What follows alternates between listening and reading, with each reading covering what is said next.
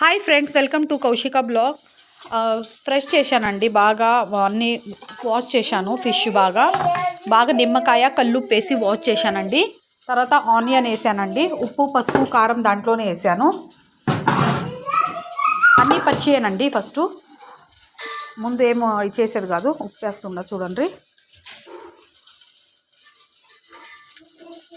అన్నీ ఫస్ట్ పచ్చిదే వేసుకోవాలండి. బయటే కలుపుకున్నా. కారం కొంచెం ఎక్కువగా ఇప్పుడు వేస్తాను. లాస్ట్ వరకు అది కరెక్ట్గా సరిపోద్దండి. ఆ జడ్జ్మెంట్ నా వరకు అయితే లాస్ట్లో ఇంకా తగ్గితే ఇంకా కొంచెం వేసుకోవాల్సి వస్తుంది. తిని చూడాలి అది లాస్ట్కి. ఇప్పటికైతే నాకు అందాజు వచ్చేంత నేను వేస్తున్నాను. 4 స్పూన్స్ వేసానండి. దీంట్లోనే ఆయిల్ కూడా వేసేయాలి. చింతపండు బాగా కలిపి పెట్టుకున్నానండి. పసుపు వేసానండి. చింతపండు బాగా గుజ్జుగా చేసి పెట్టుకున్నాను. ఇప్పుడు కొంచెం అంటే ఇప్పుడు చూపినట్టుకి కొంచెం వేసాను, కానీ బాగా కలుపుతా వాటర్ వేస్తూ ఉండాలి.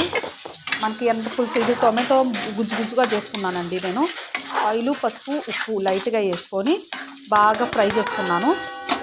ఇది దాంట్లో వేసేయాలండి, ఆ ఫిష్లో వేసేయాలి. పచ్చి దాంట్లోనే వేసేయాలి.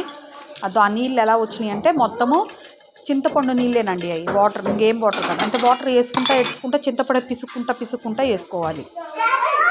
అంతా అయిపోయిన తర్వాత ఆయిల్ వేసాను చూడండి. పైన కలబెట్టేది చెయ్యి అస్సలు పెట్టకూడదండి, స్పూన్ అస్సలు పెట్టకూడదండి. ఆ గిన్నెని పట్టుకొని లైట్గా ఊపానండి. అది నేను తీయలేకపోయిన వీడియో. జస్ట్ అది చేతితో పట్టుకొని ఊపాలండి, అంతే. దాన్ని ఇంకానే గ్యాస్ మీద పెట్టాలి. ఇది మసాలా ప్రిపరేషన్ చేసుకున్నానండి నేను. ఆవాలు, కొంచెం మెంతులు, ధనియాలు వేయించుకొని, కొబ్బరి, మన తెల్లగడ్డ, కొబ్బరి అవన్నీ చేసి పేస్ట్ చేసుకున్నాను అన్నీ. కొంచెము పిప్పర్ కూడా వేసానండి. ఇది చూడండి. ఇంక అన్నీ పెట్టేసి బాగా ఉడకాలండి. ఇలాగా మసాలా లాస్ట్లో ఇలా ఉడికిపోవాలి. లాస్ట్కి బాగా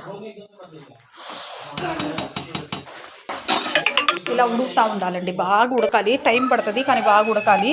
నా వీడియో కానీ నచ్చితే లైక్ చేయండి, షేర్ చేయండి, సబ్స్క్రైబ్ చేసుకుని రండి. Thanks for watching.